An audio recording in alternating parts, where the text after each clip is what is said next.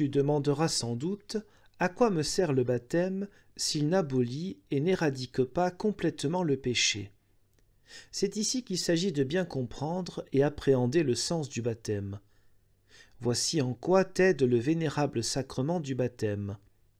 Par ce sacrement, Dieu lui-même fait alliance avec toi et devient un avec toi, et par cette alliance t'assure sa grâce et son réconfort.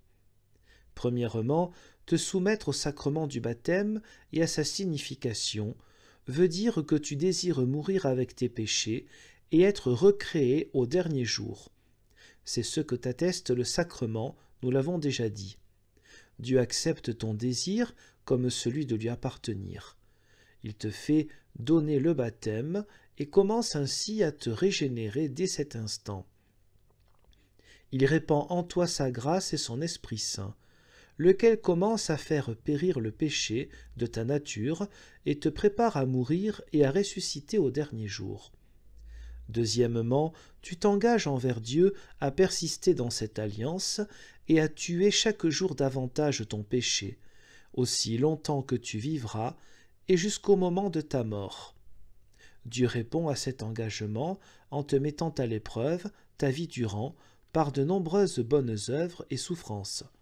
Il accomplit ainsi ce que tu as désiré par ton baptême, c'est-à-dire être libéré de ton péché, mourir et ressusciter au dernier jour, et accomplir ainsi le baptême.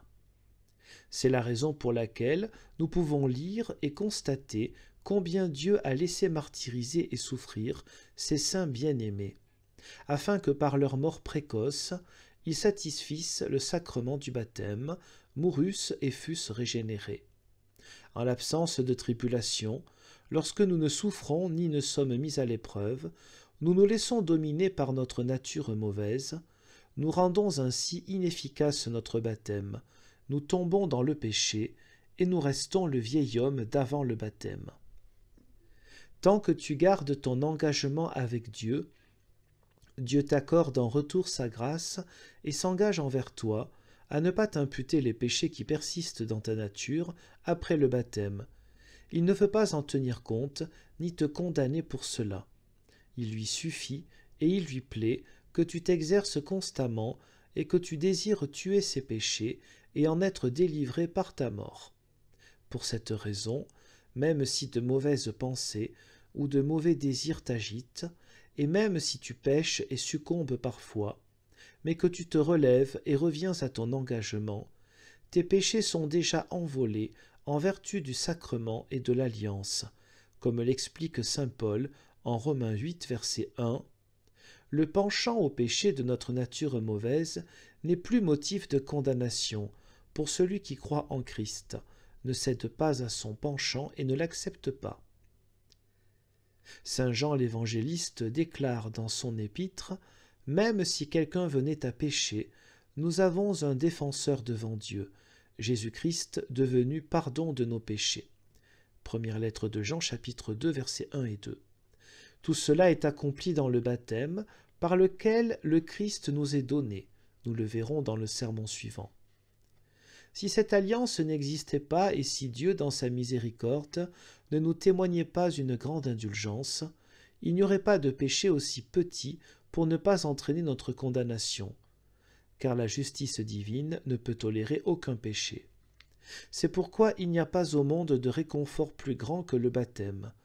C'est le baptême qui nous soumet au jugement de la grâce et de la miséricorde. Il ne juge pas le péché, mais l'extirpe par des efforts répétés. C'est ce qu'exprime saint Augustin dans cette belle maxime. Par le baptême, le péché est totalement remis, non qu'il n'existe plus, mais parce qu'il n'est plus imputé.